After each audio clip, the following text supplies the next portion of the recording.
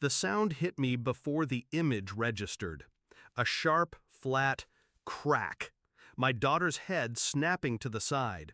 She froze, eyes wide, lower lip trembling.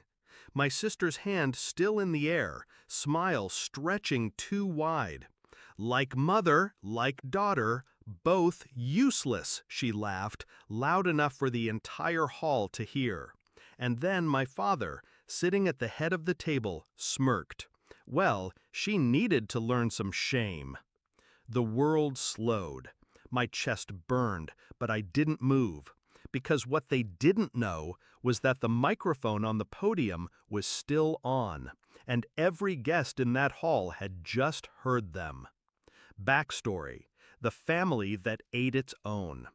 My sister was my father's favorite from the day she was born. He called her the Golden One.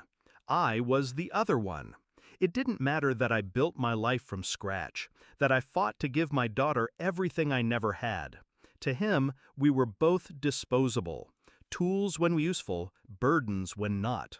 For years, I kept my distance. I avoided the family dinners, the fake hugs, the whispered insults. But tonight was different. Tonight was a public charity gala. I had donated a significant sum in my company's name, and my father insisted I attend. I thought maybe, just maybe, they'd behave. I was wrong. The first signs. All evening, my sister had been meddling. Little digs about my parenting, comments about my daughter's shyness. I ignored them, smiling for the cameras, shaking hands with donors. But I saw the way my father's eyes narrowed every time my daughter hesitated to speak. The way my sister whispered to him, and they both smirked. Then came the moment. My daughter, carrying a tray of desserts to the table, tripped on a loose carpet edge. Nothing spilled, she didn't fall, she just stumbled, and my sister, without hesitation, slapped her. The shift. I didn't yell, didn't stand. I simply placed my hand on my daughter's shoulder, steadying her. "Go to the car, sweetheart," I whispered. My voice was calm, controlled. She looked at me with tears threatening, but she obeyed. Inside, my rage was ice. I glanced toward the podium. The wireless mic was still live from the previous speech, which meant the plan. Step 1. Let the moment breathe. Let every guest hear the echo of their cruelty. I saw the glances, the awkward shifting, the murmurs. Step 2. Don't confront them here. Public scenes only give them ground to claim victimhood. I needed precision. Step 3. Destroy her reputation where it mattered most. Her business, her social circle, her curated image of grace. That night I made calls. First to a journalist I trusted, one who had been digging into fraudulent charity accounts linked to my sister's foundation.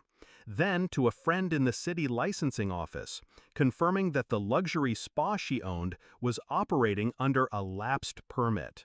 The setup. By Monday morning, the gala video was circulating online. A guest had filmed it from the next table. My sister's slap, her laugh, my father's smirk, every word crisp through the mic.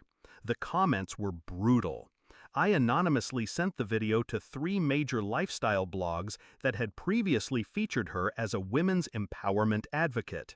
The hypocrisy was too delicious for them to ignore. While that burned through her public image, I prepared the second strike. I filed a formal complaint with the licensing board for her spa, attaching photos of multiple health code violations I documented over my last visit. I didn't need to fabricate anything, the truth was enough. The confrontation. It took exactly 9 days. Her face, once glowing on social media, was now absent. The charity's donors were pulling out. The spa's reviews tanked overnight. When the city issued a notice for immediate closure pending investigation, she called me. Her voice was frantic. "I know you did this! You've ruined me!" I let the silence stretch.